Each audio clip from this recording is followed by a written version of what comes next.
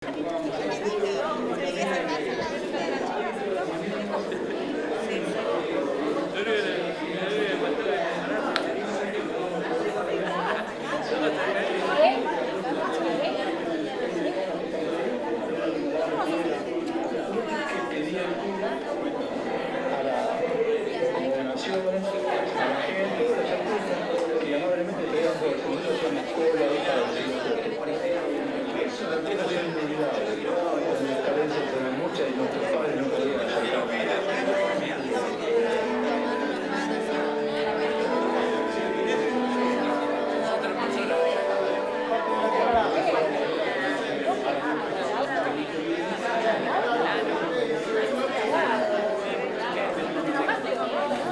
los medios comunitarios, ¿no?, que ahora están interpelados. Bueno, estamos todos interpelados con este gobierno que nos toca vivir. Que los que estamos acá no hemos elegido y lo tenemos que consumir. Sufrir, pero no nos olvidemos de atacar. Acá en esta UD se trabaja en el territorio. Estamos en una de las zonas más detonadas del barrio La Boca, lo saben. Gracias por el apoyo y el acompañamiento, acá de los compañeros hoy presentes. Y tomamos los valores del padre Mujica. Es decir, que si vos no tenés trabajo y no tenés que morfar, estás violentado. ¿Y qué provoca esa violencia? Entonces, estamos interpelados, los invito a este espacio de reflexión, pero la reflexión nos tiene que llevar a la acción. Y hoy, acá, CUMPAS, la UD, Centro Cultural Puente, está accionando. Y está generando un espacio de reflexión, encuentro y acción. Gracias a los compañeros presentes. Ahí vamos, no sé si alguien después, el micrófono se va a ir compartiendo, ¿sí? Ahora los compañeros van a compartirnos lo que tienen que compartir de sus saberes, sentimientos sobre el padre Mujica, porque lo estamos homenajeando, recuperando y poniendo la bandera de sus valores. Voy a leer porque así no nos ve. Acá lo tengo, atrás mío, pobrecito, lo tengo a... ¿Dónde está? José Cuervo Serrano, dirigente del FETRAES. Vamos a empezar un poquito en este orden, así le damos una dinámica.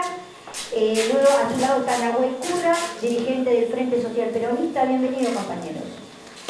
Después,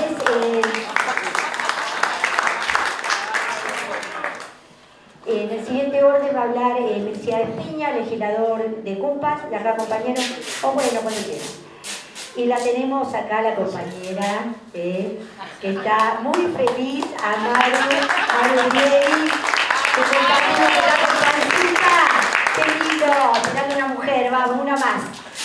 Y tenemos al compañero Eduardo, lo promocionamos en todos lados. Y al compañero Eduardo Valdés, diputado nacional.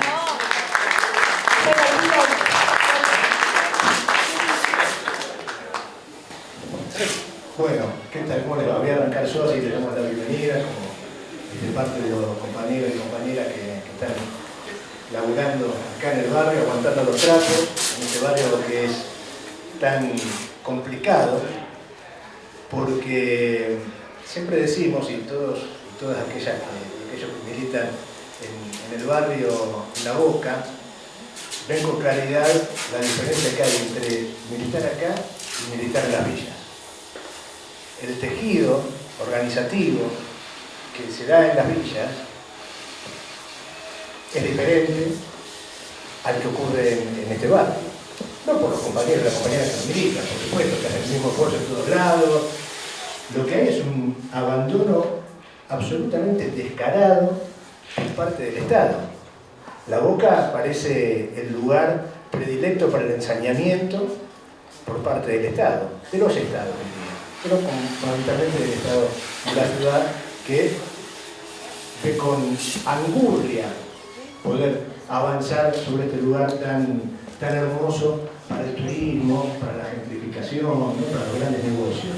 Algo similar sucede en la Villa 31, desde tiempos inmemoriales, donde también el mercado inmobiliario pretende adueñarse de esos espacios que son del pueblo.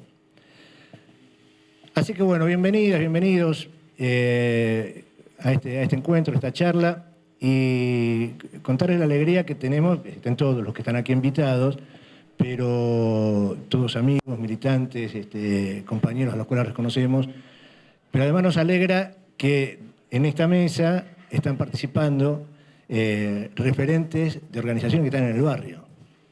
Entonces, el poder estar haciendo algo en unidad, en conjunto, buscando los acuerdos, esto que si militamos acá, ¿cuántas diferencias podemos tener? Si militamos en las villas, ¿dónde están nuestras diferencias?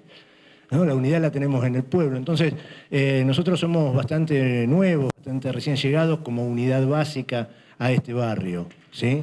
Hay otras y otros que lo hacen desde hace muchísimo tiempo. Pero pretendemos aportar todo lo que tengamos y podamos para que esa unidad se haga efectiva, sobre todo en estos momentos, donde es imprescindible estar juntos para aguantar el temporal, para resistir. En épocas de resistencia y en las primeras etapas de las resistencias, ante ataques tan violentos, lo que suele suceder muchas veces, o generalmente, es la dispersión, ¿no? La dispersión para ver cómo aguantamos. Y bueno, me parece que tenemos que hacer un esfuerzo para que eso pase rápido y empezar a juntarnos desde los criterios que nos unen, que nos identifican, esos mínimos comunes denominadores que no son pocos, que son muchos, que son muchísimos, y dejar de lado otras historias que nada tienen que ver con los intereses por los cuales luchamos, por los cuales militamos, los intereses por los cuales dio la vida el padre Carlos, por ejemplo. Y yo quiero hacer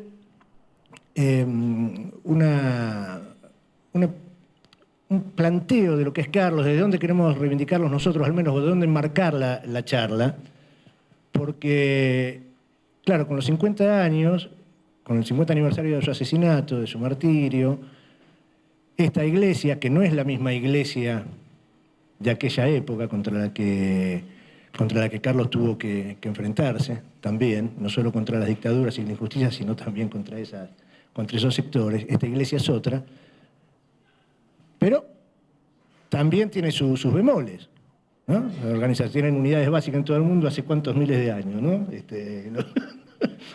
Los muchachos. Entonces, bueno, ha habido un planteo que es absolutamente legítimo de reivindicar a Mujica como cura, ¿no? Entonces, de la iglesia han empezado a reivindicar a Mujica y nos parece muy bien porque, indudablemente, el padre Carlos era cura y desde ahí militaba y con esa herramienta daba la lucha por la liberación. Pero también tuvo muy en claro, Carlos, que eso se hacía desde la identidad política y desde el compromiso político y militante e ideológico. No solo con la Biblia, que también desde lo que es la doctrina social de la Iglesia y todo lo que él profesaba y en lo cual creía profundamente. Pero entonces, yo voy a leer 3 parrafitos de Carlos, de documentos, de aquellos años 70. Voy a tomar acá del libro de María de Sucarrat, que es uno de los primeros que salió, El Inocente, para mostrar, bueno, muy difícil abordar todo lo que sucedía en aquellos años 70, en aquel mundo convulsionado, en aquel después del Mayo francés, en aquel después del Cordobazo en la Argentina, en aquel tránsito de proscripción que la fusiladora clavó como una estaca sobre el corazón y la cabeza de nuestro pueblo. 18 años de exilio. ¿Qué? ¿Tu hijo? Sí. No, me llama García Cuerda para enojarse, para retarme. Pues... Bueno, digo, aquellos años que todos sabemos fueron difíciles y donde se planteaba la misma lucha por otros métodos, porque la injusticia es la misma. Vamos a leer algunos parrafitos. Algo que se publica en la revista Cristianismo y Revolución en enero de 1970. Vendía unos 5.000 ejemplares, pocos likes para ahora, ¿no? Pero muchísima penetración, la revista Cristianismo y Revolución. Lo escribía y la llevaban adelante el equipo de la Pastoral Villera, ahí estaban los curas Botán, Bernaza, el padre Carlos, bueno, entre otros, Richardelli, Sí, Bresi, por supuesto que mañana va a estar en la 31, una charla imperdible que se está organizando. La solución plena a un problema estructural solo puede alcanzarse con una acción profunda y revolucionaria. Afirmados en nuestras raíces, tenemos que crear una patria nueva en la que la economía esté al servicio del hombre y no del dinero. No lo escribió nadie en las editoriales del domingo último, lo escribió el padre Carlos en enero de 1970. ¿No? Digo, podríamos aplicarlo a hoy, esto, ¿no? Creo que todos coincidimos que calza para definir este momento. O este otro párrafo. Cristo anunció la liberación de toda servidumbre y encomendó a la Iglesia proseguir su obra. Por eso nuestra firme adhesión al cambio revolucionario, un cambio radical y urgente de las estructuras y nuestro rechazo al sistema capitalista. En este sentido, lo que se denominó el cordobazo no fue obra de extremistas, sino la eclosión de un pueblo desesperado. Conviene puntualizar también hechos que lesionan la dignidad humana, como las torturas a presos políticos y comunes.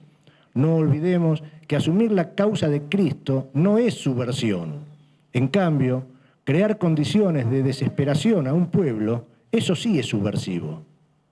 Por eso, la Argentina debe tener su propio proceso de liberación que comenzó a través del peronismo. Tampoco debe olvidarse que si los que detentan el poder pretenden seguir oprimiendo al pueblo, este inevitablemente buscará su destino. Reitero, cualquier semejanza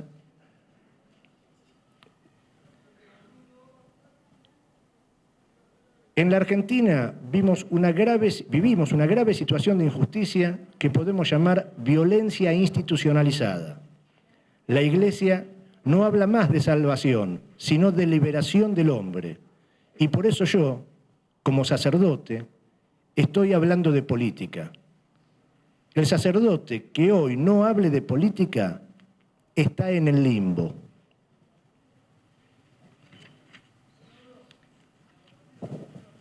Y finalmente, en la Argentina, como en casi todos los países de Latinoamérica, vivimos una grave situación de injusticia que podemos llamar de violencia institucionalizada. Desgraciadamente, sigue plenamente vigente el juicio lúcido de los obispos sobre la realidad de nuestro país. Comprobamos que a través de un largo proceso histórico que aún hoy tiene vigencia, ya ha llegado a una estructuración injusta. La liberación deberá realizarse en todos los sectores en que hay opresión: el jurídico, el político, el cultural, el económico y el social. Esto lo decían en el documento de San Miguel. O sea que el problema con la justicia no era de ahora, ¿no? Parece que eso de las penas son de nosotros y las vaquitas son ajenas venía de lejos, y Mujica lo sabía. Pero la solución de fondo que suponga la auténtica liberación del pueblo argentino solo se logrará a través de la socialización de los medios de producción, del poder económico y político y de la cultura, que permitirá al pueblo ser el protagonista del quehacer nacional. El proceso ya ha comenzado. La renovada vigencia del peronismo y la fidelidad al mismo por parte de las masas es un índice cierto de que seguirá su marcha incontenible. Y con este último párrafo, en el cual el padre Carlos hablaba del peronismo y su marcha incontenible, digo, hagámonos cargo de ese legado, ¿no? Porque eso no es inexorable. Eso lo construyeron muchos, lo construyó el general Perón, lo construyó Evita, lo construyeron muchos mártires, entre ellos el padre Carlos, y ahora nos toca a nosotros, los que todavía estamos acá, y le seguirá tocando a los más jóvenes, hacer que eso siga siendo una realidad, que el pueblo siga llevando en el corazón a Perón, a Evita, a Néstor, a Cristina y al padre Carlos Mujica. Seamos responsables y estemos a la altura de las circunstancias. Gracias, compañeras, gracias, compañeros. Le voy a dar la palabra ahí al Cuervo, que es un problema, porque el Cuervo es cuervo, pero es Draculita también. Entonces se mezcla todo, ¿no? Sí. Ahí te voy a dar este micrófono que es mejor. Ese es mejor. Cuervo. El Cuervo es un gran compañero, un gran militante. Tiene la fortuna de lo que nos va a contar, la experiencia, la relación y el conocimiento con Carlos a través de su viejo, ¿no? Que era el Drácula de verdad, pero era medio raro decir el cura está en lo de Drácula. Bueno, pero eso pasaba y así lo va a contar, el Cuervo. ¿Qué tal? Buenas noches. Bueno, la verdad que casi todos los compañeros que están acá presentes son militantes del barrio, los conozco de toda la vida a la mayoría. Y bueno, recordar al padre Carlos Mujica, la verdad, yo la verdad que nunca lo recuerdo como un cura católico, como una figura eclesiástica. El padre Carlos Mujica tenía su trabajo social y el peronismo lo tenía en la sangre y lo transmitía de forma permanente. Hacía lo que hacemos nosotros. Ante cada necesidad buscábamos un derecho. Hay un incendio, bueno, nosotros estamos presentes, tratamos de tratar de dar soluciones. Bueno, yo me acuerdo una vez, frente de mi casa, se había prendido fuego una casa porque eran de madera, todas las casas eran de madera. Se cayó una vela y se prendieron fuego como 10 viviendas. Murió una persona. Bueno, está en el video que el documental de Mariotto, está ahí, está hablando. Bueno, consiguió, no sé de dónde consiguió ladrillos y todo el barrio empezó a levantar las casas nuevas de ladrillo, porque había que erradicarlas de madera y hacerlas de ladrillo para que no vuelva a ocurrir eso. Cuando había un problema siempre él encontraba la solución. Bueno, quiero aclarar una cosa. A mi viejo le decía, él le puso Drácula. Mi viejo tenía 2 dientes y por eso le decía Drácula. Y mi viejo sí, era vidente, sí. Y mi viejo no iba a la capilla, no iba nunca. Nunca fue a la capilla, él no creía en Dios, ¿verdad? Pero se hizo amigo y era su unidad básica, era mi casa. Así que estuvimos en la presentación del libro de Ricardo Capelli y estaba Marilina Ross, que bueno, y dijo, Draculita, pues ya nos habíamos visto. Y Marilina iba siempre para mi casa, iba con el clan Estíbal, bueno, toda la gente iba para casa, pues si no se desbordaba la capilla. Un biribón también fue a casa y que terminan haciendo el recital enfrente de la capilla y comieron empanada en mi casa, hizo mi vieja. Y así que mi casa era como la básica, por eso. Pero es esto. Carlos Mujica era el derecho. Carlos Mujica era la voz de lo que no tenían voz. Y no dio la vida por los pobres, se la arrancaron a tiro. No, esto de que dio la vida, no creo que haya querido dar la vida. Sé que no quiso dar la vida. Se la arrancaron. Era un clavo que tenía en los pies la oligarquía y bueno, se lo sacaron a tiros. Así que bueno, está presente, no es que... Y sé de qué lado estaría si está vivo, ¿no? Sabemos que hoy estaría las puteadas, porque puteaba muy lindo, Carlos, era un puteador serial. Así que a este chiflado que tenemos de presidente, creo que ya lo estaría rajando a putear por todos los canales. Así que bueno, Carlos Mujica, presente.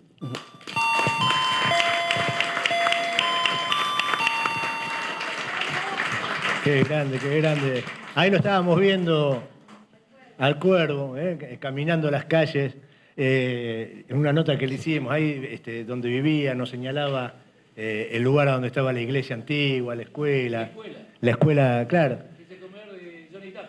Pero dale un cachito, puedes contar un par de anécdotas que me parece... Sí, que no... digamos, hay cosas que no se saben acerca de qué pasó con la iglesia, dónde estaba el cura. Y les quiero decir algo que dice Carlos en esa entrevista. Una frase que, nada, hay que publicarla. Le pregunta a Gustavo, que le estaba haciendo la entrevista, que está editada, por supuesto, y le dice, bueno, ¿y cómo, qué recordás, no? No, dice Carlos, no lo recuerdo porque no lo olvido. Ah, sí. Y me pareció una frase, no sé si la tenía masticada, pensada, si te surgió, pero de una profundidad y una No, soy contundencia, improvisado. maravillosa, maravillosa. Sí, no, Gustavo me decía, porque estuvimos, me dice, vamos a hacer una caminata por los lugares que eran comunes, míos y de la gente que vivíamos en el barrio. Y le digo acá, la primera iglesia que vino Carlos Mujica. Me dice, ¿cómo primera iglesia? Y digo, sí, la primera iglesia fue donde estaba mi escuela. Yo iba a la escuela, Paulina de Malin, creo que se llama. Recheta la escuela, obviamente. Bueno, era una escuela que estaba frente al correo. No sé si ustedes conocen la Villa 31, está el comedor de Johnny Tapia. En ese lugar estaba la escuela. Y adelante, yendo para el puerto, estaba la iglesia, Nuestra Señora del Puerto. El primer lugar donde llega Carlos Mujica, creo que llega de la mano de las hermanas Estradas, que eran las que manejaban esa escuela.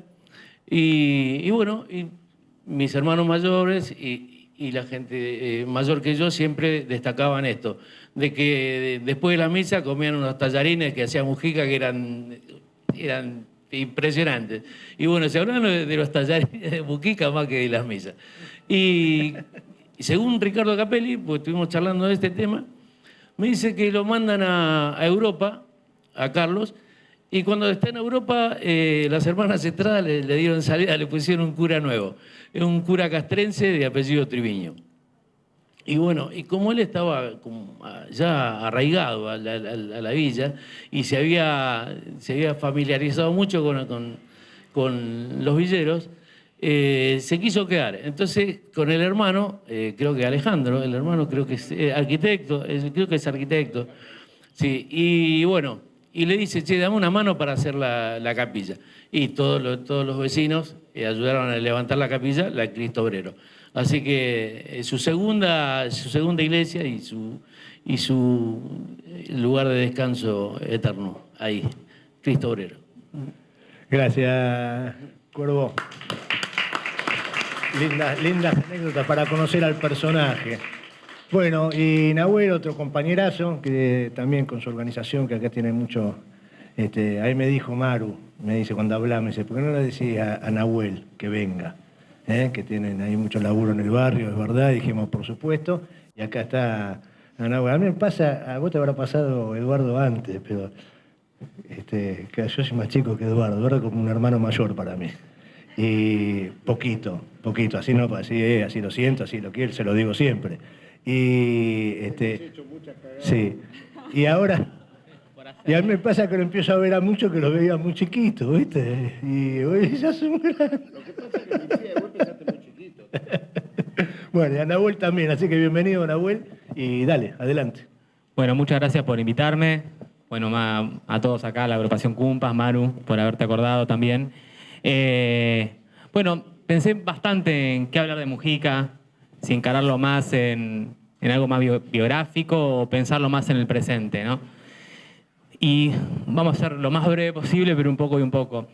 Yo creo que algo muy importante que hay que tener con hombres y mujeres, ¿no? Como Mujica, y esto lo dijo Cristina una vez y me parece que es acertado, más que homenajearlo o recordarlos, hay que festejar este tipo de hombres y mujeres que son faro para muchos de nosotros en nuestra militancia cotidiana, en nuestra militancia diaria.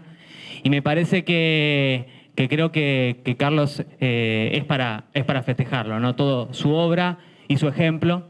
Y pensemos un poco, yo pensaba cuando repasaba un poco varios de los videos que pasaron y declaraciones de él en la televisión, lo que él decía, lo que él escribía, y su historia de vida. Y hay un proceso de él, del padre muy, no sé si crítico, pero él empezó militando en la Iglesia Católica y en el 55 él mismo decía que festejó, estaba contento con el golpe general y que se problematizó y se hizo como empezó a pensar cuando volvió a uno de los conventillos y vio a familia llorando por la caída del general. Y empezó a reflexionar sobre ese punto y terminó siendo, como han mencionado los compañeros, muy peronista, un cura totalmente peronista y que creía obviamente y que trabajó por la vuelta del general, no solamente trabajó por la vuelta y viajó en el avión, sino que trabajó y llevó al general a la Villa 31 también. Apenas volvió llevó a su barrio donde militaba el general Perón a la vuelta. Y ahí y el Perón aceptó ir al barrio. Y pensaba un poco en esa autocrítica, pero no en los tiempos que hoy vivimos, ¿no? Digamos, como militante. Uno escuchaba declaraciones o discusiones que encaraba Mujica de un nivel de discusión política que son envidiables a las que yo doy hoy en día. Voy a ser autorreferencial para no que nadie se sienta en el sentido. Ver las declaraciones de él hoy en día me interpelaron mucho repasarlas sobre qué tipo de discusiones doy yo, por qué problematizo. Y me parece que creo que además de festejarlo, en esta cuestión diaria de para qué sirven estos festejos, estas celebraciones de estos dirigentes que hemos tenido como Mujica, y en este desafío que vos hablabas de estas nuevas generaciones, de la que yo me siento parte, que tenemos la responsabilidad de generar dirigentes para el futuro que estén a la altura de esas circunstancias, bueno, como un momento de reflexión, por lo menos para mí, de qué cosas estoy discutiendo. Y son problemas, los problemas que discutía Mujica son problemas que hoy existen, como bien decías vos, Milciades. Digo, hay frases respecto a la Villa 31, que una que quiero leer, que es vigente a hoy en día. En la televisión, hablando él, diciendo textual, yo pienso que la solución para mis hermanos de la Villa la tienen que encontrar mis hermanos de la Villa, ¿no es cierto? Acá de lo único que se trata es que haya un gobierno que le permita al pueblo organizarse y realizarse a sí mismo. Precisamente en este frente de Villa no están esperando que venga un gobierno tal o cual para organizarse. Son ellos los que deben luchar. No hay que esperar que venga de arriba y haya papitos como dirigentes que solucionan las cosas. Discusiones que hoy también se dan en cada uno de nuestros barrios. Y en esto del proceso inclusive de autocrítica, no sé si llamarlo autocrítica, la pongo porque me gusta tomar ese concepto para pensarme a mí mismo como militante y como dirigente joven que aspira a una sociedad distinta. En ese proceso que yo le llamo autocrítica, es decir, fue así, cuando él se refería a su posición, digamos, tal vez más acomodada de donde venía con respecto al pueblo, él decía que había dos modos de comulgar con el humilde, con el pobre. Uno de ellos, radical, asumir la condición de la clase trabajadora. Yo admiro a aquellos que lo han cierto, ¿no es cierto? Sacerdotes obreros o otros estudiantes que van a trabajar en una fábrica para vivir ellos mismos los padecimientos que sufren en carne propia la clase trabajadora. Pero aquellos que no tienen ese coraje y la valentía, los que no tenemos ese coraje y la valentía,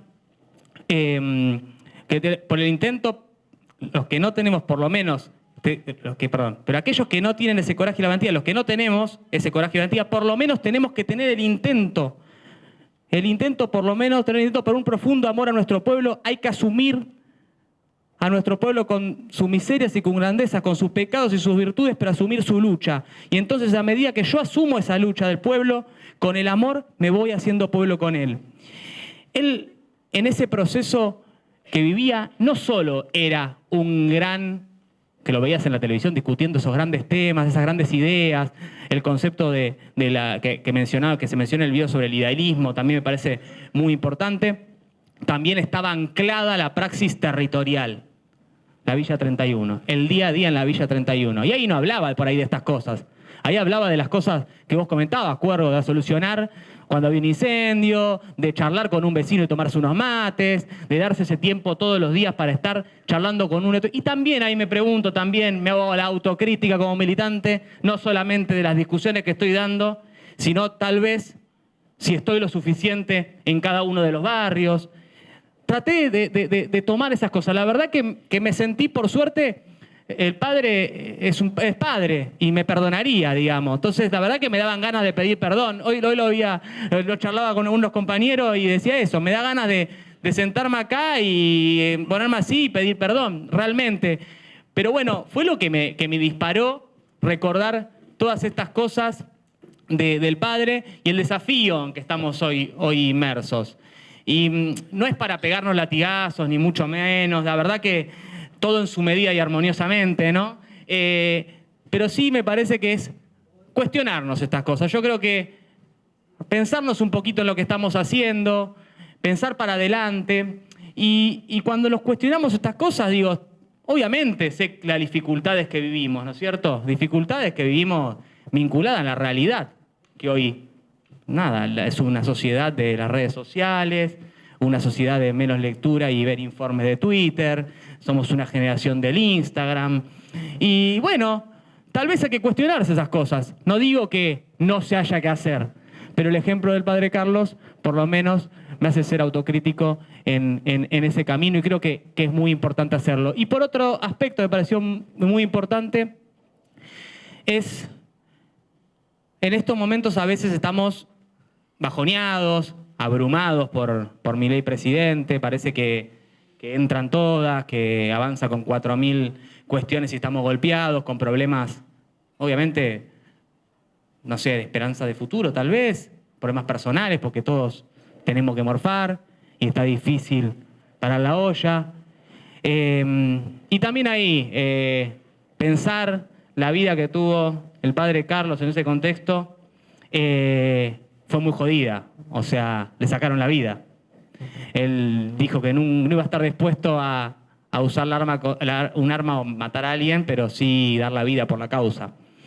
Yo también creo que se le arrancaron esos 14 tiros, pero él también sabía que podía pasar.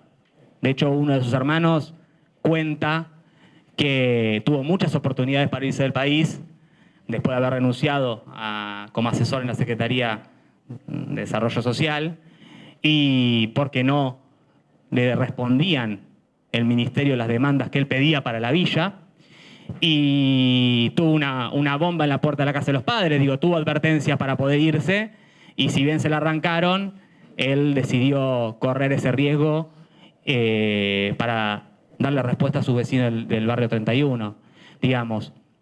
Bueno, y recuerdo prácticas como dirigente, él contaba que cuando primero él no acepta un cargo de diputado, porque la iglesia no le iba a encabezar la lista de diputados. En el 73, por la ciudad, primero, segundo, iba a entrar. La iglesia le dice que no y él termina no yendo. Pero cuando él va a agarrar la asesoría en la Secretaría de Desarrollo Social, cuentan los vecinos que se la pasaba preguntando a los vecinos del barrio a ver si agarraron o no. Yo no sé si hoy le preguntaba a alguno, yo no anduve preguntando cuando fui el año pasado candidato a legislador para seguir siendo referencial a ver qué les parecía, si firmar o no firmar. ¿Hizo una asamblea para renunciar? No, y que iba a ir a eso. Y cuando fue, hizo una asamblea para renunciar. La hizo votar con una cantidad de personas masiva, porque la otra fue con anécdotas de personas que sí nos preguntaba qué les parecía al vecino, la vecina, esa decisión, y la asamblea para renunciar. Son prácticas, digamos, que yo no digo que, de nuevo, que haya que hacer todo eso, pero sí bueno repensarse. Y volviendo al tema, me estoy extendiendo demasiado tal vez, pero volviendo al tema de la reflexión como un tercer punto, esto de cuando estamos bajoneados, estamos tirando para abajo, bueno, loco, estos tipos dieron la vida en un contexto muy difícil, de muchísima violencia política. Entonces, ¿cómo yo no voy a defender a mi pueblo en esta etapa que viene, en estas condiciones que tenemos comparadas a esas? Me parece que tenemos que dar todo. Tenemos una responsabilidad muy grande. La crisis económica se lleva puesto a democracias. Ya lo dijo Cristina, las dificultades que tiene que la democracia no dé respuesta a su pueblo, porque viene autoritarismo y violencia. Tenemos un presidente y muchos de sus seguidores que abona la violencia política. También pensar ese momento histórico donde estaba Mujica, que le metieron 14 tiros después de dar una misa, es a donde nos puede llevar mayor y mayor violencia. Tenemos una gran responsabilidad para volver a una democracia plena, que es con justicia social. Y para eso yo creo que es fundamental que hagamos este proceso de autocrítica, aquellos que queremos ser dirigentes en esta nueva generación que viene, porque tenemos que parir más dirigentes como Mujica y obviamente volver al gobierno como presidentes, como fue Juan Domingo Perón, Néstor o Cristina. No les robo más tiempo, sí perdón al padre Mujica por mi militancia, lo quiero decir. Me arrepiento mucho por ahí del año pasado que tuve la oportunidad de ser candidato a legislador poco expectante, pero la verdad a veces ibas a una actividad y decía, a ver la fotito de Instagram y esto y lo otro, y le digo, la verdad que ahora me quiero matar, así que por suerte el padre sabe perdonar seguramente, así que les pido perdón a ustedes también. Me ha hecho reflexionar mucho volver a esas palabras, a repasar un poco y la importancia de darnos tiempo para poder seguir formándonos, ¿no? Porque a veces el frenesí, la lógica del Instagram, del Twitter, el frenesí de la diaria, nos lleva puesto, ¿viste? Discusiones más profundas que tenemos que dar o este tiempo de estar más en nuestros barrios. Así que muchas gracias por haberme dado la oportunidad para comentar con ustedes, charlar un poquito y bueno, nada, sigamos por este camino. Muchas gracias. Gracias, Nau. Para que ahí me están pidiendo el... Sí, no, quería aclarar el tema de Perón. Carlos no lo llevó a Perón a la villa, lo invitó. El tema es que Perón fue, creo que fue el 9 de julio del 73, creo que fue, y bueno, Mujica estaba en Roma. Mujica estaba en Roma y yo estaba en la escuela y era un acto patrio. Y yo estaba bailando folclore. Y viene corriendo una vecina y dice, vino Perón a la villa. Y quedé bailando solo ahí. Y, bueno, y salimos y Perón venía en un camión para la capilla y estaba solamente Pichi Martínez, que era el monaguillo, y lo recibió Pichi. Y bueno, Carlos estaba en Roma. Así que lo invitó, pero fue cuando no estuvo. No estaba. No estaba. Sí.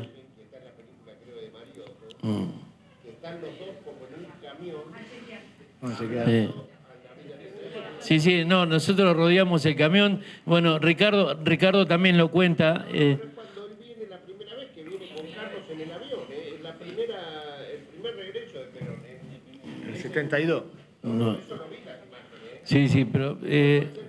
claro, no, pero a la 31 fue... Pero después hay una que fue un imitador que era igual a Perón, Pochito Riganti, que bueno, ahí sí que lo encontró Boguita, Pochito Riganti. Pero Ricardo dice que justo estaba en Roma, que Perón fue justo, creo que se le había caído internet a Mujica en ese momento. Che, pará, me hace un cachito. Ahí lo veo a Leandro, que ¿Qué se pasó? va a prender un fallo, andá a fumar tranquilo. Porque quería ¿Qué pasó? Leandro Archí del PM. ¿Cómo te Gracias va? por Bienvenido. venir, Leandro. Sí. Bueno, parece que esto está muy familiar, ¿no? Está muy familiar y cosa que me encanta y es bien peronista esta cuestión. Les comento que nosotros, como saben que no hay plata, estamos vendiendo empanadas. Así que bueno, los que quieren colaborar, hay venta de empanada y Coca-Cola, etcétera, etcétera. ¿Te paso el micrófono? Sí. No, etcétera, creo que no había. Pero, bueno, no digo por las dudas. Bueno, la vamos a escuchar a Maru. Gracias por estar, a las 2. Se vino con escudo, acompañada. No, digo, Nau,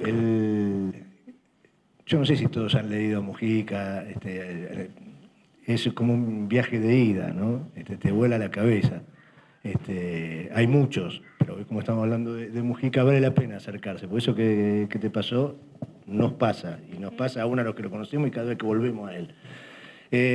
Bueno, yo que esté Maru, bueno, nada, alegría gigantesca, personal, ¿verdad?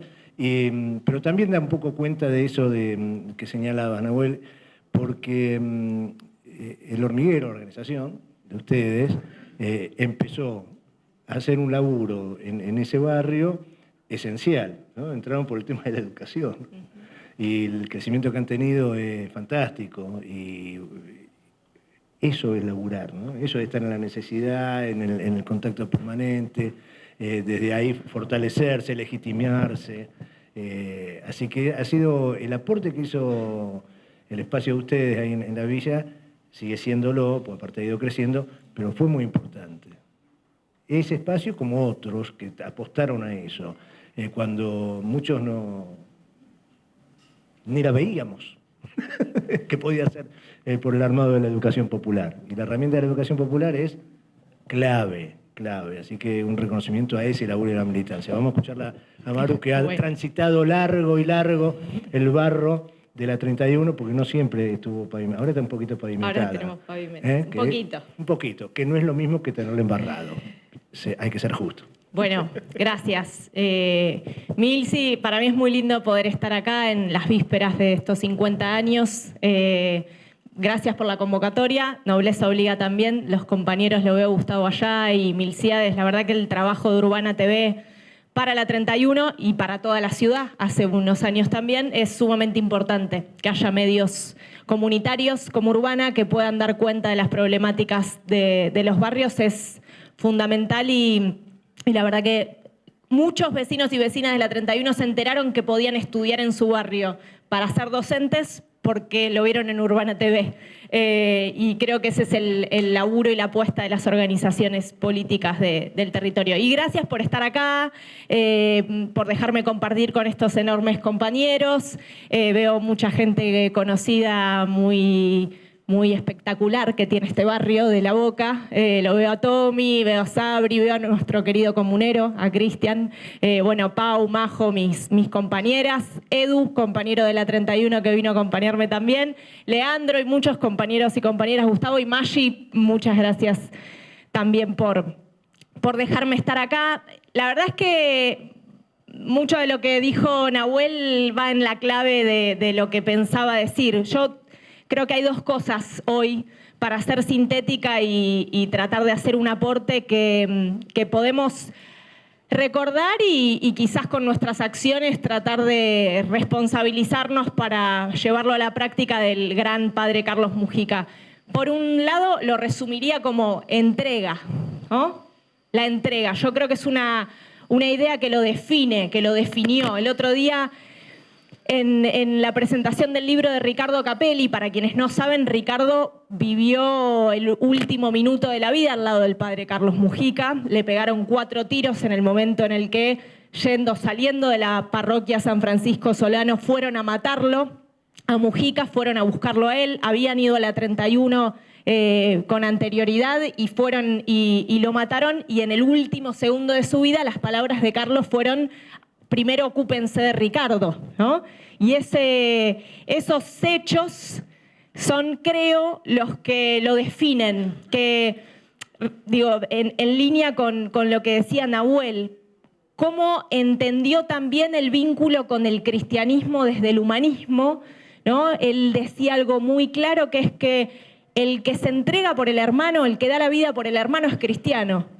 Ahora, podés prenderle 1.000.000 de velas a San Cayetano, podés participar de muchas congregaciones, pero si no te entregás por tu hermano, cristiano no sos, ¿no? La vinculación del cristianismo con el humanismo y también entendiendo el humanismo, creo yo, como ese acto de reivindicación de la vida por el otro en el pequeño acto cotidiano. Porque Mujica decía: la única forma de la que vamos a salir de la situación en la que estamos es mediante una revolución que dé vuelta a las estructuras sociales, pero también que dé vuelta a las estructuras internas.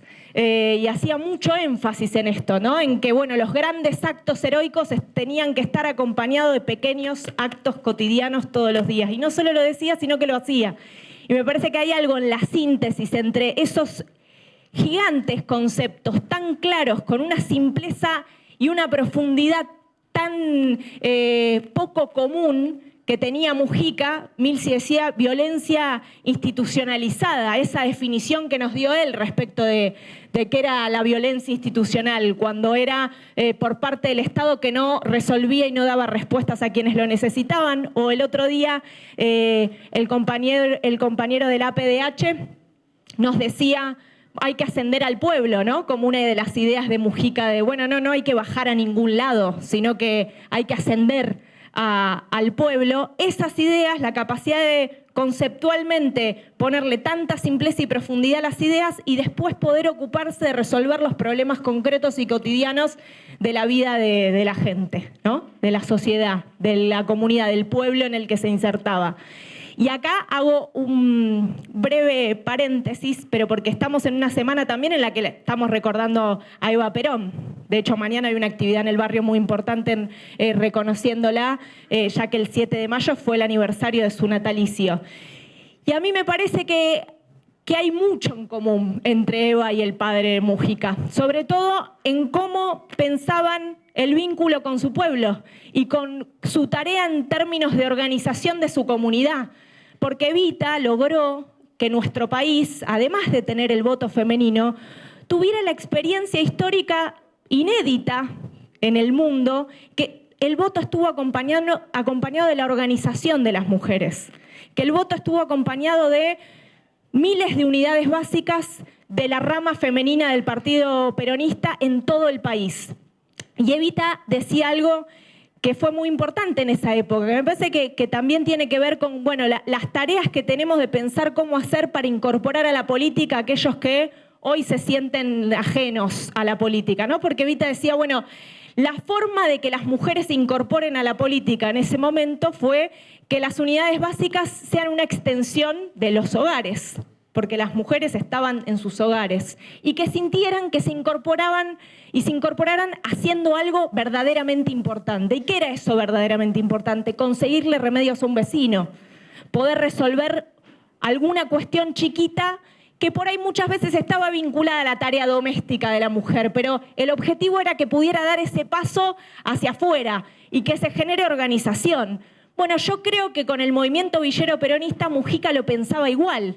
No pensaba en los grandes dirigentes que tuvieran, que no se pensaba por fuera de su pueblo, pensaba cómo hacer para ser un instrumento de organización de los vecinos y vecinas de su barrio. Entonces creo que hay algo de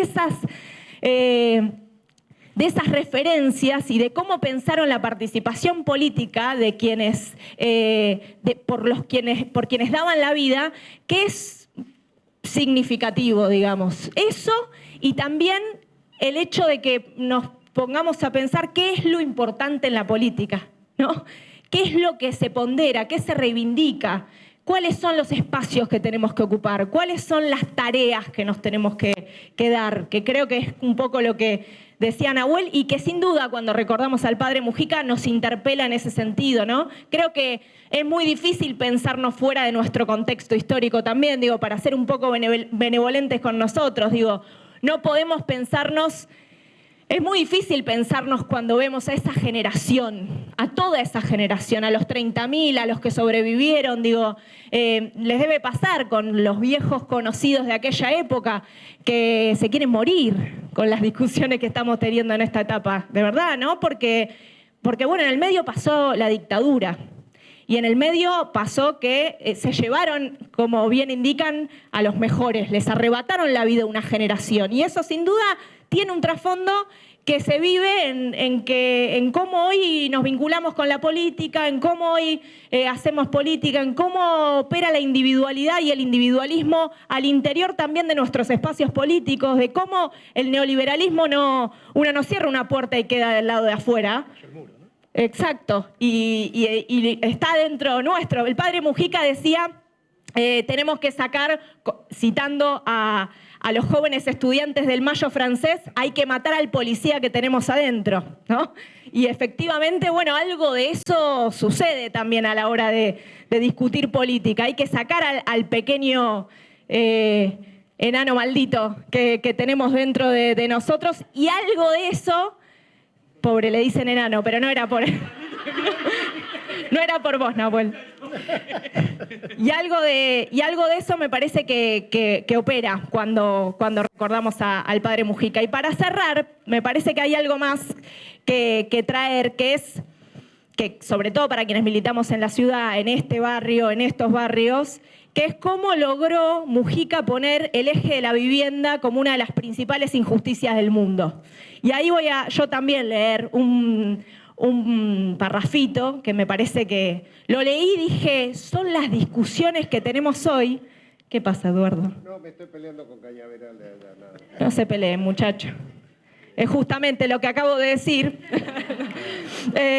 ¿Cómo cambiaron los tiempos? Si hoy realmente los que se dicen católicos en la Argentina pusieran todas sus tierras en común, todas sus casas en común, no habría necesidad de reforma agraria, no habría necesidad de construir ni una sola casa.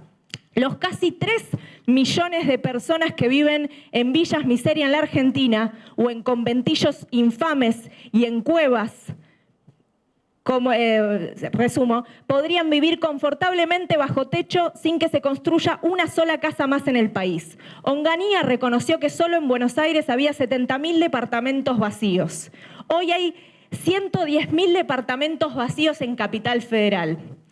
Si esta fuera una sociedad cristiana, la gente de las villas tendría derecho a ocuparlos. Ya, de hecho, lo han concretado en Córdoba. Un grupo de gente de una villa de emergencia se apoderó de un monobloc y allí están. No han hecho más que recuperar lo que les corresponde. Porque cuando la gente dice, esto es mío, ¿quién decidió que era suyo? ¿El Código Civil argentino? Pero el Código Civil fue una vivada de 200 familias que ya se habían apoderado de la tierra y por eso podían decir cada uno tiene derecho a ser propietario de aquello que tiene. Claro, si todos hubieran largado a 0 kilómetros en materia de tierra, muy bien. Pero los señores Pereira Iraola y Menéndez Berti ya eran dueños de media Argentina cuando dijeron hay que respetar la propiedad privada. La única propiedad privada que tiene la gente de las villas es el aire, ninguna otra. Estas discusiones, que son nuestras discusiones, porque leía las viviendas vacías en Capital Federal en aquella época y las más de nuestras discusiones profundizadas, porque en el medio sucedió que se dolarizó la vivienda. La primer vivienda que se vende en dólares en nuestro país es en 1977. Y para el final de la dictadura, el 90% de las viviendas se vendían en dólares. Y ni hablar de la falta de regulación de alquileres, ¿no? Y de que para nosotros como generación es impensado que en otro momento de nuestra historia solo se podían aumentar los alquileres por disposición del Poder Ejecutivo Nacional. Creo que en función del pensar la vivienda es uno de los ejes en donde la dictadura ha hecho más daño y en donde menos hemos podido recuperar.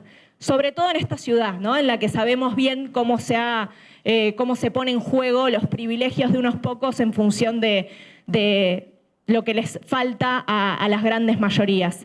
Quería traer esto porque me parecía que es parte de la inspiración que tenemos que tener cuando discutimos quienes militamos también en estos barrios, ¿no? Porque el otro día lo decía y me parece sumamente importante y con esto cierro, sobre todo en esta época en la cual se esconden quienes detentan el poder económico, siempre se esconden atrás de algún otro. Creo que en esta época la tarea de la militancia, además de pisar, recorrer, solucionar los problemas cotidianos y específicos de quienes peor lo están pasando, es visibilizar quiénes son aquellos que se la están llevando toda y que se están viendo beneficiados por este modelo de miseria planificada. Bueno, creo que también ahí Mujica daba en la clave cuando decía discutamos la pobreza, pero fundamentalmente discutamos la riqueza, ¿no?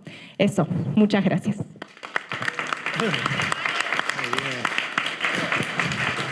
Muy bien. Ahora, escúchame, Eduardo, espera un poquito. Vos sos el más religioso de esta mesa. Fue de monaguillo a casi papa. Déjate de joder. De monaguillo a casi papa. Pero pará, entonces, esperá porque voy a dar un golpe bajo, no hacia vos. Esperá. Porque en este sencillo, pero no por eso menos humilde y emotivo.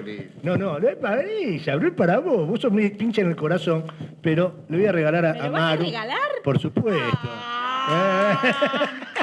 Esta es nuestra. No. Esta es chiquita porque...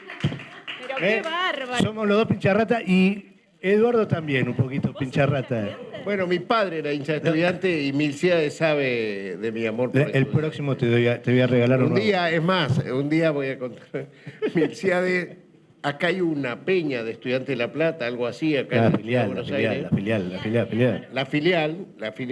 Ahí lo conocí yo, Milciades. Bueno, yo soy hincha de River y tengo la Copa de América. Y el atorrante, bueno, ahí están todos los que ganaron alguna vez la Copa Libertadores de América. Y un día me vino, me choreó la copa mía para ir a la peña y mostrarle a los estudiantes cómo era la fiesta de los 50 años, y llevamos la copa. Bueno, y decía Edu, hablaba de tu viejo en Neuquén. Vos sabés que uno que fue ahí a la villa, otro, pues Mujica lo llevaba a todos, ¿no? En esos años. En un momento difícil, porque estaban algunos... Carbone estaba en Cana, otro cura lo había metido en Cana, y a Mujica lo venía siguiendo la dictadura, eran los momentos del secuestro de Aramburu, el primer operativo, y al que lleva Mujica a la villa es a Monseñor, a que después fue Monseñor Quesain, de Nevares, ¿no? Y de Nevares, Jaime de Nevares, otro obispo fue ahí en ese momento y después empezó a ir. Así que con esa intro, bueno, Eduardo Valdés, todos imagino lo conocen, saben de su larga trayectoria y también, tipo que fue desde jefe, estuvo de jefe de gabinete de la Cancillería, embajador en el Vaticano y fue consejero vecinal. ¿Vos sabés que te fue consejero vecinal? Cuando no existía, cuando esto era municipalidad y no estaban, ni soñábamos todavía con la... Con las comunas. Omar Gasparini fue primer consejero vecinal en 83. Es verdad. 83. Es verdad. 83. Año 83. En la primera tanda de consejeros vecinales, Omar era por acá, por La Boca. Sí, sí. Bueno. Así es. Y bueno, así que... Para eso sirve tener los años que tengo. Efectivamente. Todo el curso honoris causa de militancia, ¿no? Que no es poco. Haber podido estar en todos los lugares y animarse a volver a eso o a ningún lugar más que al de la militancia, que es el lugar donde todos nos sentimos bien. Bueno, Eduardo, adelante. Bueno, muchas gracias. Muchas gracias primero, Maggie, por recibirnos, gracias por este local, por poder transmitir persona a persona el mensaje del peronismo, que es el mensaje de Mujica también. Yo me voy a animar, permítanme, de Mujica ya hablaron ellos mucho, de la biografía de Mujica. Yo me voy a animar por primera vez, no hay ningún cura acá, ¿no? Porque no quiero que después me sancionen, porque después te dicen, no, estás diciendo herejía. Vos sos lo más parecido. Pero es mi locura de que yo creo de que esto sucede así. Gracias a los Mujica existió la teología del pueblo. Y la teología del pueblo, o sea, la teología de la liberación, en el año 63, cuando se hace el Concilio Vaticano II, se traslada a América Latina la interpretación del concilio y se hace en Medellín el primer encuentro de obispos de América Latina, lo que después queda constituido como el CELAN, la Conferencia Episcopal Latinoamericana. Y allí la dirigió un argentino a ese encuentro de Medellín, que era Monseñor Pironio, que era el obispo de Mar del Plata, un obispo que la AAA lo condenó y el Papa Paulo VI en el año 76 se lo lleva, después que le habían puesto 2 bombas en Mar del Plata, y termina siendo uno de los cardenales más importantes, quizás antes de Bergoglio, era el argentino más importante que había estado en los ministerios vaticanos, ¿no? Monseñor Eduardo Pironio. Pironio es el que dirige esa interpretación del Concilio Vaticano que había liderado Juan XXIII, el Papa bueno, como le decían, ¿no? Y ahí es donde, en la interpretación de ese Concilio Vaticano, que fundamentalmente el concilio tuvo como sentido acercar la Iglesia al ser humano de carne y hueso, al hombre, así decían. Se había separado mucho la Iglesia del hombre, acordémonos de que Pío XII había estado en los lugares más difíciles, algunos dicen cerca del nazismo, veníamos de esa Segunda Guerra Mundial, donde la Iglesia no estaba claro cómo no la Iglesia Pueblo, la Iglesia Vaticana estaba cuestionada. O sea, la necesidad de hacer una iglesia más cerca del hombre es lo que lleva a Juan XXIII a hacer ese Concilio Vaticano II. Pero ¿cómo se interpreta en América Latina? Se interpreta con lo que se denomina la teología de la liberación. Y esto es lo que escribe Pironio en aquel momento, una iglesia de opción preferencial por los pobres. Esa era la decisión de los obispos latinoamericanos en lo que era la prédica nueva del Evangelio. Inclusive se hace un Evangelio latinoamericano, interpretando las luchas sociales que hay en los distintos países. Fíjense, en los países, en Colombia, por ejemplo, que se conoce mucho la historia de Camilo Torres, que era un cura que interpretando el Evangelio opta por el marxismo-leninismo, opta por la lucha de clases y toman el fusil y lo matan. Muere combatiendo Camilo Torres, fundamentalmente después de que habían intentado, la historia colombiana tiene una cosa muy fuerte que es matan a quien era el presidente electo, el que tenía más votos, el más querido, que era Elicen Gailear, ¿no? Y a partir de ahí vemos esas guerrillas que hay. Nunca más el pueblo colombiano encontró paz después de lo que fue la muerte de... Y Camilo Torres interpretando eso. Después, en Brasil, que es un lugar muy importante, quizás es el país más grande de fe católica, los hermanos Boff, Leonardo Boff, Elder Cámara, también interpretan que el evangelio latinoamericano es la lucha de clases y hay una mirada marxista del evangelio. No tanto de Elder Cámara, pero sí de los hermanos Boff, que son los que terminan liderando la teología de la liberación en Brasil. Elder Cámara era el obispo de Olinda, de Recife, quizás la zona más pobre de Brasil, y tiene esa oración extraordinaria que decía: si le doy de comer a un pobre, me dicen que soy un santo. Pero si yo pregunto por qué esa persona no puede comer, me dicen que soy comunista. En El Salvador surgen figuras también, y ahí está Oscar Arnulfo Romero, que lo han... Fíjense lo que él decía, la justicia es como la serpiente, solo ataca a los que tienen los pies descalzos. Me parece la mejor definición de la justicia hasta el día de hoy, ¿no? Entonces, todo, digamos, pero en la Argentina, esto es lo que quería ir, acá es donde estoy creando, y si digo alguna herejía, usted no la cuenten. En la Argentina, o casualidad,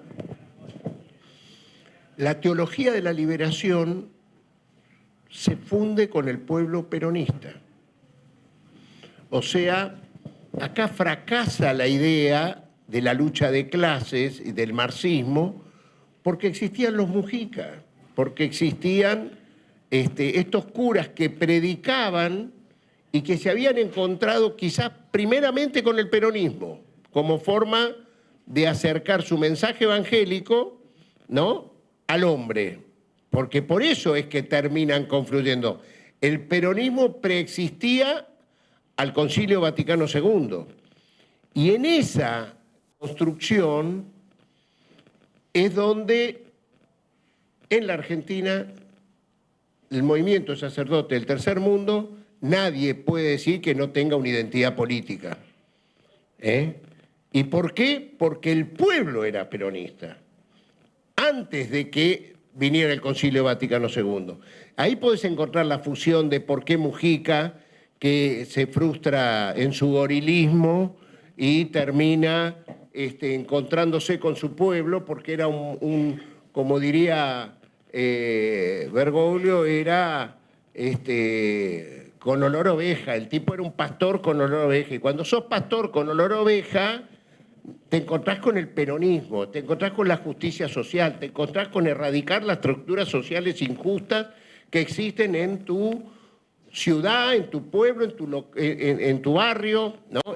Y esos encontraron los Bresci, los Ricciardelli, los curas que fundan el movimiento de sacerdotes del Tercer Mundo, que orgullosamente hoy siguen existiendo, ¿no? Son los famosos curas villeros, los curitas de opción preferencial por los pobres, ¿no?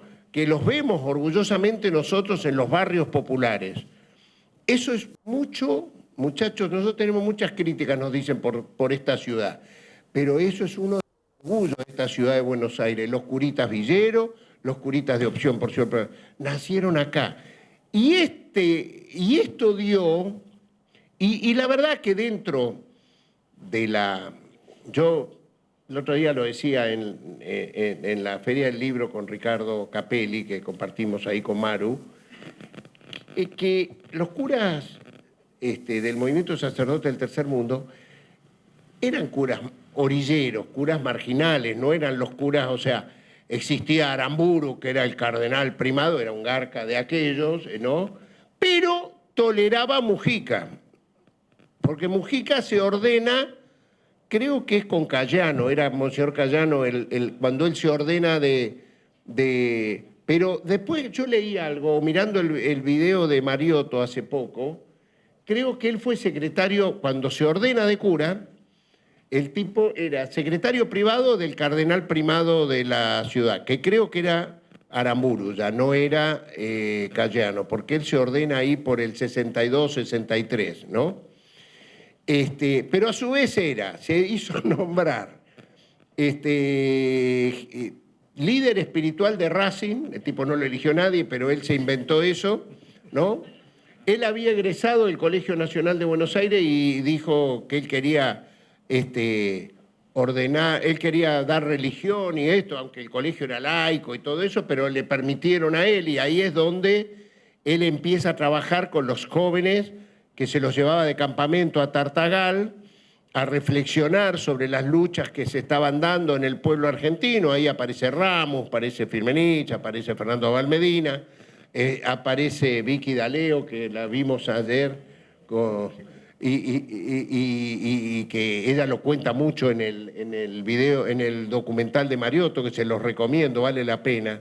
Pero yo quiero volver sobre el otro lado, o sea, fíjense, yo no sé si los convencí, pero peronismo y evangelio después del Concilio Vaticano II se confundieron juntos en estos curas que son pastores con olor a oveja, profetas del tiempo nuevo, y que a pesar de que están en las periferias, fíjense que cuando Bergoglio asume el arzobispado de Buenos Aires, que era medio fachongo el tipo, pero él respeta profundamente el trabajo de los curitas villeros y crea la Vicaría de Villas de la Ciudad de Buenos Aires. Que vicarías quiere decir en la organización de ellos que es ministerio. Hay, cada vicaría de la diócesis es un ministerio y le da a nivel de ministro a los curas villeros, a los curas que estaban trabajando en las villas. Y creo que el primer vicario fue el padre Pepe Di Paola.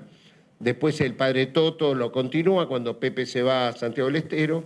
Pero digo, a ver, esta es una conversación muy linda que yo tengo siempre con el padre Bresci. El padre Bresci es un fundador del movimiento sacerdote del Tercer Mundo, compañero de Mujica, creo que es un año más grande Bresci, Domingo vive. Me hubiera gustado invitarlo, me quedé corto, lo tendría que haber traído. Está Lucio, extraordinario, y Domingo... Él era, cuando Bergoglio era cardenal, él estaba de párroco allá en Saavedra, ¿no? En la iglesia de Saavedra. Se miraban de reojo porque aparte eran medio de la misma generación. Pero Guille Oliveri, que era el secretario de culto, que fue el secretario de culto de Néstor y los dos gobiernos de Cristina, y ahora el último con Alberto, o sea, tiene como 16 años, él tuvo la virtud de llevarlo de número 2 de él al padre Bresci. Era una locura. Era cuando Bergoglio se peleaba más con Néstor, Bresci estaba al lado de ahí de Guille. Pero yo creo que todo ese testimonio que le dieron los curas villeros al cardenal Bergoglio hizo que una vez que él llega al Vaticano, y esto es lo que yo le digo a Bresci, ganaste, Domingo, ganaste, porque lo cierto es que la práctica y la prédica de Jorge Mario Bergoglio, Francisco, el Papa Bergoglio, le dicen los italianos, ¿no? El Papa Bergoglio, el Papa Francisco, es la prédica de la teología del pueblo, es la teología, es la construcción. Nunca va a haber nadie, o sea, de los que vengan después que va a poder ser como fue Benedicto XVI. O sea, los papas que vengan posterior a Francisco, les cambió todo, la geopolítica, les cambió la mirada, y va a ser muy difícil tener una mirada eurocéntrica después de que apareció el Papa Francisco. Y todo lo que, a mi entender, ha hecho Francisco está inspirado en la teología del pueblo, está sacado de acá. Y la teología del pueblo viene del peronismo. Y yo por eso digo que la globalización del peronismo, de los valores del peronismo, sí, no te rías, la globalización va a ser es lo que está practicando hoy, por eso no quiero que haya ningún cura, Jorge Bergoglio allá. Pero lo siento, cuando el tipo decide, díganme, vamos a tomar examen de peronismo, somos todos peronistas, ¿no? Vamos a tomar examen de peronista. El tipo, la primera vez que sale de Roma, dicen los que saben, que los papas marcan lo que va a ser su pontificado, ¿no? O sea, el primer viaje fuera de Roma es como que el tipo marca para dónde va. Bergoglio podría haber ido a Asís, donde está la tumba de San Francisco, porque él fue el primero que se animó a ponerse el nombre del tipo, el santo más reconocido y querido de la Iglesia Universal, pero no hubo un solo papa en toda la historia de la Iglesia que se animó a ponerse el nombre de Asís, de San Francisco, y porque había que ser como es Bergoglio para ponerte el nombre de Francisco, irse de los palacios apostólicos, vivir en un cuartito de 40 metros, que yo lo vi, lo conozco, y practicar lo que él está practicando cuando le mete los movimientos sociales en el Vaticano. Chicos, ustedes no saben lo que fue ese día. Los cardenales se querían ir todos, tienen Ferrari, veían los morochos del Asia, del África. Graboy era lo más lindo que había, pero los morochos... Y eran 800, no eran, ¿viste? Y estaban dentro del Vaticano, los tipos tiraban la púrpura a la mierda, decían, ¿qué es esto? Bueno, eso, y lideraba Evo Morales, que era un negro de mierda para esto, que encima el Papa le trae a Evo Morales porque era un representante genuino de los movimientos sociales. Y eso hizo que a su vez la conferencia episcopal de Bolivia lo odiaba a Evo Morales. O sea, en el peor momento de la relación de Evo con la conferencia episcopal, el Papa se lo lleva al Vaticano. Fue una cosa impresionante. Claro. Casi no lo dejan entrar. Después te voy a contar cómo Evo se ganó el corazón del Papa. Pero lo que quiero decir, yo cuando hablo del Papa estoy hablando del Padre Mujica, porque tiene que ver con ese origen, con esa prédica, con esa conducta y con esa coherencia. Fíjense lo que hizo, yo siempre cuento que, viste que hablan del mayo francés, entonces los meses de mayo, siempre a uno, el mayo de Francisco del 2015 que yo vi, no lo podía creer. Ese mayo, el Papa decide empezar la canonización de Elder Cámara, brasileño, que era un obispo prohibido, ¿no? Y que que decía, si le doy de comer a un pobre, me dicen que soy un santo. Bueno, empieza también el expediente de canonización de Oscar Arnulfo Romero, el salvadoreño, ¿no? Y empieza el expediente de Monseñor Angelelli, todo en ese mayo. Y por si faltaba algo, quien se considera el líder de la teología de la liberación, prohibido en el Vaticano desde el año 70, porque ahí era cuando ya Benedicto XVI y Ratzinger era ¿cómo se llama? El encargado de cagarte ahí a palo desde lo teológico, no me acuerdo ahora cómo se llama la vicaría.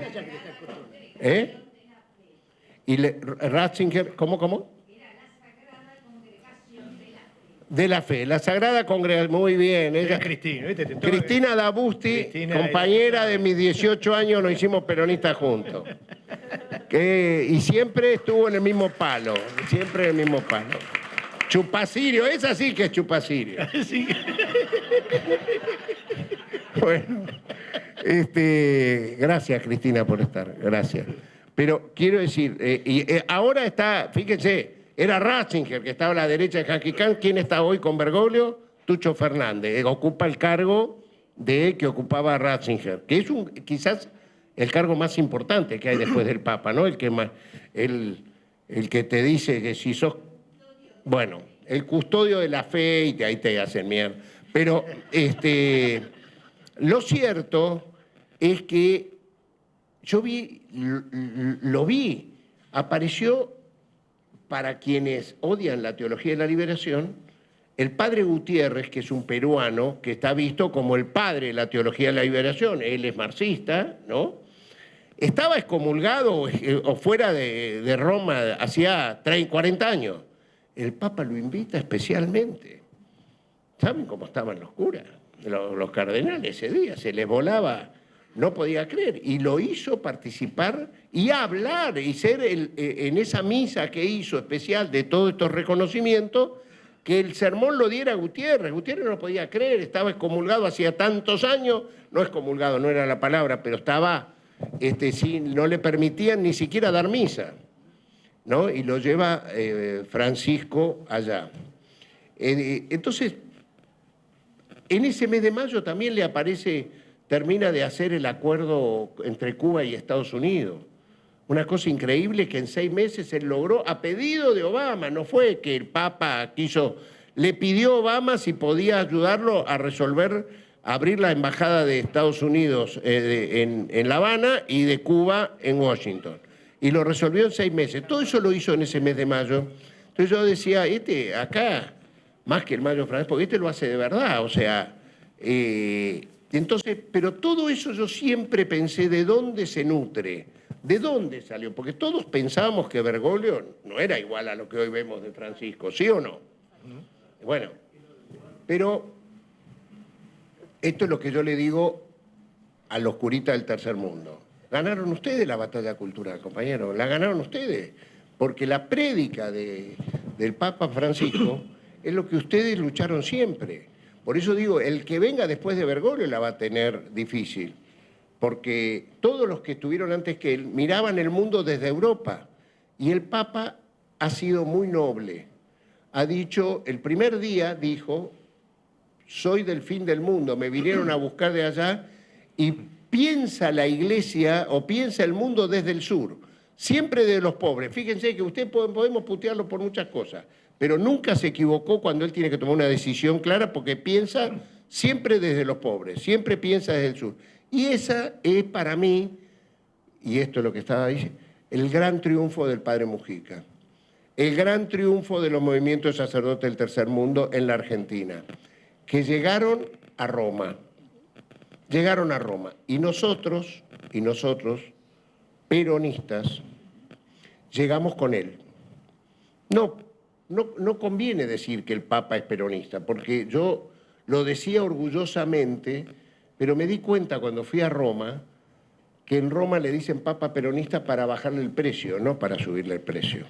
Entonces cada vez, fíjense, la primera vez que le dijeron Papa peronista fue cuando él toma la decisión de ir a Cuba antes de ir a Estados Unidos. Él tenía previsto un viaje a Estados Unidos que lo había arreglado Benedicto XVI, o sea, era una cumbre de la familia en Filadelfia, que estaba agendado antes.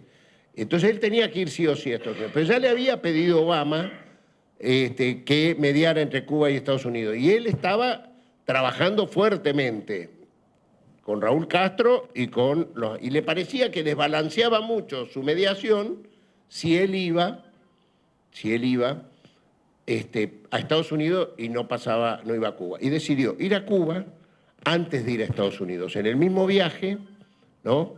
Yo tuve la suerte de acompañarlo en ese viaje, fuimos con Cristina, fue la única invitada. Yo quiero decirles que a Cristina Kirchner fue la única presidenta que fue invitada por Francisco a participar de su viaje a Cuba y del primer viaje a Latinoamérica que él hace. En realidad, las 3 veces que estuvo en América Latina siempre estuvo Cristina, porque en la Cumbre Mundial de los Jóvenes, que fue la primera salida que el Papa hace, que era la Jornada Mundial de la Juventud, que lo había también prehecho Benedicto, él fue a cumplir con una... Y ahí estaba Dilma Rousseff y él la invita a Cristina, y ahí viene Evo, que es donde se lo gana, porque coincidía con un evento que había en Cuba. Entonces todos los progres se habían ido a Cuba. Y Evo también, pero él tenía un cachivache un piper, que no sé, que terminó lo que tenía que hacer en Cuba y decidió venir y estar en Río de Janeiro. Entonces, el Papa había invitado a todos los jefes de Estado. Sin embargo, fueron solo 4. Estaba Dilma, anfitriona, Cristina, que yo la acompañé ahí, no era embajador, ella me invitó que fuéramos a ese, fue un gran viaje. Y ahí aparece Evo, en su cachivache pipi, y el Papa nunca me voy a olvidar, porque estábamos ahí con Cristina y el Papa lo ve a Evo y estaba en el peor momento, la conferencia episcopal le tenía tomado todo a Evo en La Paz, y el Papa le dice: Evo, ¿sabe cuánto lo admiro a usted desde cuando usted fundó el movimiento, el movimiento cocalero? Y Evo no lo podía creer, porque Evo no es católico, ¿viste? Entonces Evo decía, pero, no, y usted se llama Evo, ¿por qué? ¿Por qué? Usted se llama Juan Evo, ¿por qué? Porque le decía como diciendo Juan Perón, Eva Perón, le decía el Papa. Y Evo no lo podía creer, no podía creer, y le dijo, ¿yo puedo contar esto? Claro que para eso usted puede contar todo en su país, lo que quiera, de lo que yo le estoy diciendo, porque es verdad. Y ahí es donde el Papa se lo levanta a hacer los movimientos sociales de llevárselo un mes después, junto a Grabois y todos los movimientos sociales del mundo, al Vaticano. Y Evo Vivo, ¿qué dijo? Yo quiero reproducir esto en Bolivia. El segundo encuentro del movimiento social, y por eso le arranca al Papa que el primer viaje que hace el Papa país, viene Ecuador, Bolivia, Paraguay, ¿no? Es más vivo que todos los demás, porque acá no vino todavía. Lo cierto es que, pero esto es lo que vos ves que instintivamente le sale a Francisco, o sea, te redobla la apuesta y no... Entonces, yo el mejor homenaje que le puedo hacer al padre Mujica hoy es, gracias por esa conducta, por ese martirio, por todo lo que él fue, tenemos hoy al Papa Francisco. Y tenemos la obligación, como militantes peronistas, que esos valores, ahora en este país donde pareciera que es un contrasentido, ¿no? Tener a Francisco allá con todos los valores que transmite a la humanidad y a este loco de mierda acá, pero bueno, al menos a mí me da vergüenza, pero multiplica mi acción militante, por lo menos ahora, de evitar que esta ley ómnibus se apruebe, que se caiga, que volteemos el DNU. Así de chiquita es mi vida, pero es lo único que yo tengo que hacer antes de terminar mi mandato. Gracias, gracias. Vos sabés, Eduardo, agarrá un cachito más el micrófono. No te voy a decir breve, porque... no, porque hacías mención al vicariato, ¿no? Como Bergoglio, Arma, el vicariato, los curas en las villas. Pero no fue la primera acción determinante de Francisco, de Jorge, con las villas. Y tiene una acción determinante para que la Villa 31 siga estando donde está, y donde militó el padre, Carlos, ¿no? Y donde seguimos resistiendo, siguen resistiendo los vecinos, las vecinas, nuestro pueblo. Y bueno, vos contás bien como la historia esa de por qué Bergoglio tiene que ver con que hoy la Villa 31 todavía resiste el embate de los desarrolladores inmobiliarios. La verdad me haces homenajear a una grande que es Alicia Oliveira. Alicia era la gran amiga de Jorge Bergoglio, fue defensora del pueblo en la ciudad de Buenos Aires. La primera creo que fue Alicia, sí, ¿no? Se creía, sí.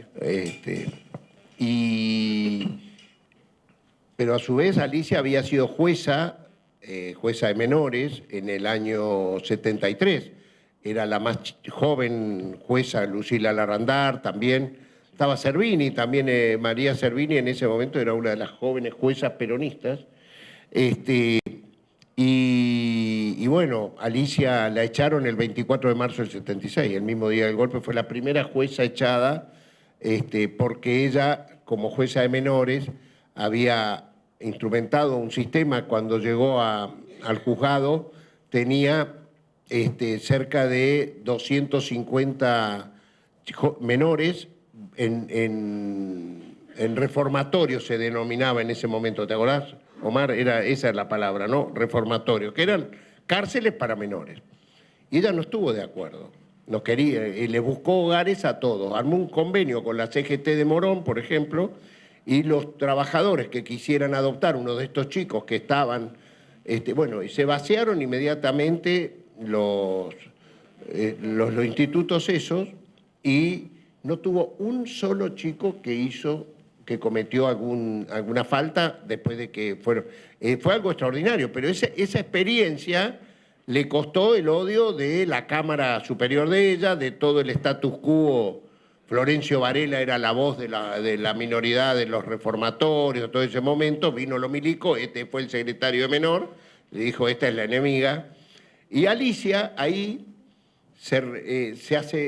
tenía sus hijos chicos en el Colegio del Salvador. Ella se esconde cuando la echan y Bergoglio se encarga de ir a buscarla.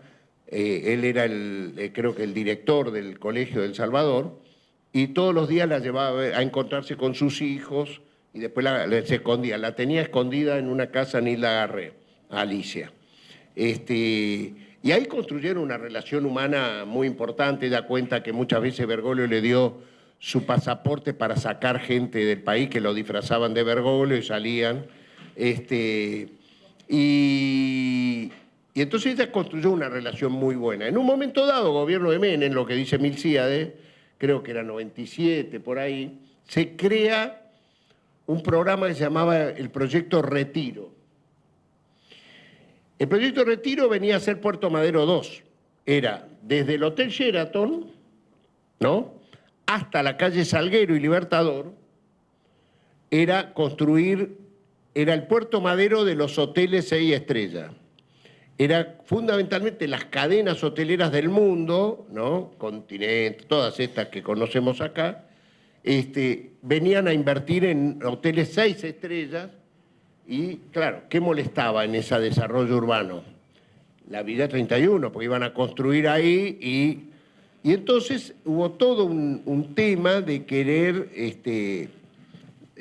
negociar con los vecinos, que esto, que el otro, para ver si se sacaba. Entonces Alicia era defensora del pueblo y decía, tenemos que hacer algo frente a esto, ya era defensora del pueblo ella, pero no encontraba instrumentos jurídicos, porque ella era defensora del pueblo de la ciudad de Buenos Aires, no nacional, para parar este proyecto Retiro que lo había inspirado Cavallo.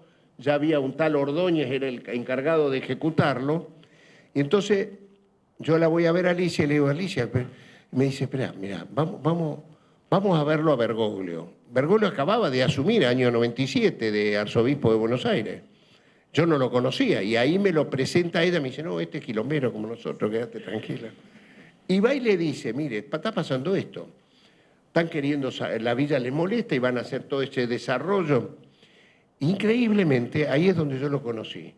Él agarra el teléfono, no nos dice a quién va a llamar, ¿no? Él empieza a discar y dice, hola Marta, sí. ¿Cómo le va? Habla el padre Jorge, dice. Mire, yo quería ver si usted habla con su familia, con sus hermanos, y nos permite trasladar el cuerpo del padre Carlos, que estaba enterrado en el panteón de la familia Mujica, en el cementerio de La Recoleta. Dice, yo quiero ver si usted me permite que nosotros lo enterremos en el barrio, y yo voy a declarar territorio eclesiástico, y con eso no van a poder avanzar. Eso lo resolvió ahí en el momento, estábamos. Y Marta le dijo, bueno, voy a charlar con mis hermanos, eran 2 hermanos varones, y a la media hora llamó, seguíamos ahí chacoteando con él, llamó Marta Mujica y dijo, sí, disponga usted, y dijo, voy a conducir yo esa procesión. Y ahí fue donde se decidió llevar el cuerpo desde La Recoleta hasta el barrio. Lo presidió el cardenal, era obispo él en ese momento, creo que no era cardenal, Y fue algo impresionante. Y a partir de ahí se terminó el proyecto Retiro. Esa es la verdad. Ahí lo conocí. Ahí me di cuenta que tenía algo distinto.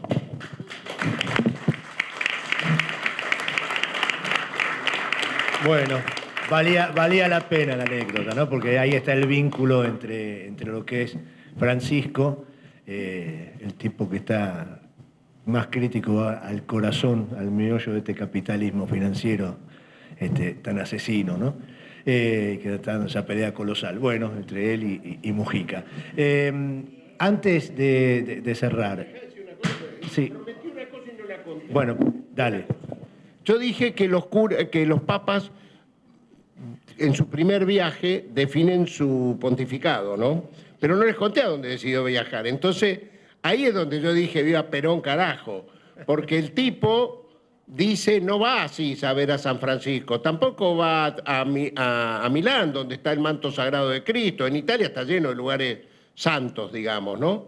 El tipo decide ir a Lampedusa, que nunca fue un papa a Lampedusa, nunca, y era porque ahí conmocionó a todos los líderes europeos, pero en contra. Ese día yo estaba en Roma, crack, hacía todo era San Francisco, el papa era hasta ese momento el gran papa, hasta que decidió ir y ponerse en Lampedusa, rezar una misa junto a los miles que venían de Libia, de Siria, de Irak, ¿no? Y ellos dicen, él dice ahí, ellos están acá porque antes nosotros, Europa, estuvimos allí y los destruimos. Entonces ellos no son migrantes, ellos son refugiados porque le hemos destruido Irak, hemos destruido Libia, hemos destruido Siria. Entonces a Europa no puede mirar para otro lado y decir que son migrantes, porque al migrante uno puede expulsarlo, puede no aceptarlo. Al refugiado tiene obligación de recibirlo y de bancarlo por en la ley de refugiados dentro de la Organización de Naciones Unidas. Y ahí se armó un debate impresionante en Europa. Todos decían, pero ¿quién carajo es para decir qué tenemos que hacer? Porque no querían los morochos que venían de Libia. Claro, no querían. Sin embargo, les dio debate, y a los 2 años el único premio que ha aceptado el Papa Francisco, lo quisieron nominar para el Nobel, él pidió que no pierdan tiempo, no lo iba a ir a buscar ni lo quería, pero sí aceptó un premio que da, el premio Alejandro Magno, que da Europa, que lo votan todos los líderes de Europa, para quien trabaja por la paz, ¿no? Y por unanimidad todos los jefes de Estado que lo puteaban a él por este tema, lo eligieron a él para recibir el premio Carlomagno. Y él, en la cara de todos, se lo entregó Merkel, que terminó siendo una gran amiga de él, a pesar que al principio perdió las elecciones por hacerse bergogliana y permitir que ingresaran los migrantes o los refugiados. Sí, perdió las elecciones. Y antes, primero se enfrentó a Bergoglio y después se hizo bergogliana a muerte y perdió. Aparte fue una país que más tuvo. No, claro. No, él la valora mucho. Ella era luterana, hija de un pastor luterano, entonces le agarró, la conmovió ahí desde lo evangélico. Pero digo, fue conmovedor porque cuando le entregan el premio, él redobla la apuesta, estaban todos los garcas ahí, dice, sueño con una Europa donde los que vienen de afuera puedan habitarla como ustedes fueron a habitar otros territorios y no con la anuencia de los que estaban ahí. Así dijo su palabra. Por eso es Mujica, eso es el movimiento de sacerdotes. Bueno, mil gracias. Déjenme antes de terminar agradecerle muy particularmente a Tito y a Catalina, porque gracias a ellos está este lugar, acá estamos, en esta básica, en este local.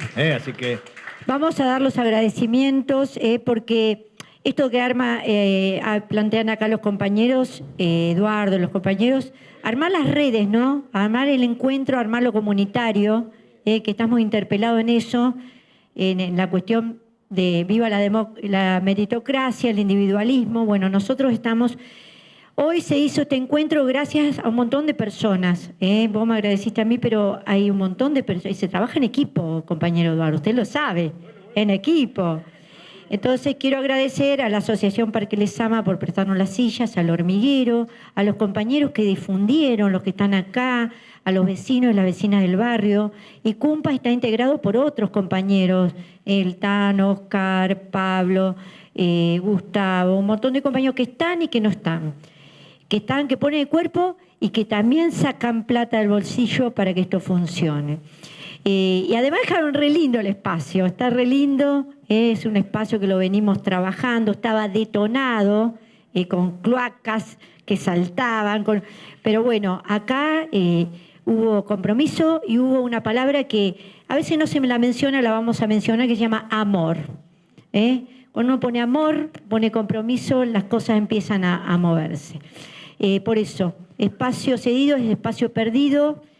Sigamos en las redes, juntémonos a los compañeros del barrio, acá las puertas están abiertas, el Club Nápoles, los compañeros del Hormiguero, de las otras UV, las puertas están abiertas. Los invito a una mateada, a ver qué podemos armar todos juntos acá en el barrio, lo territorial.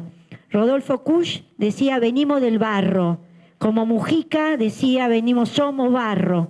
Acá estamos en el barro, chapoteando el barro en el barrio de La Boca.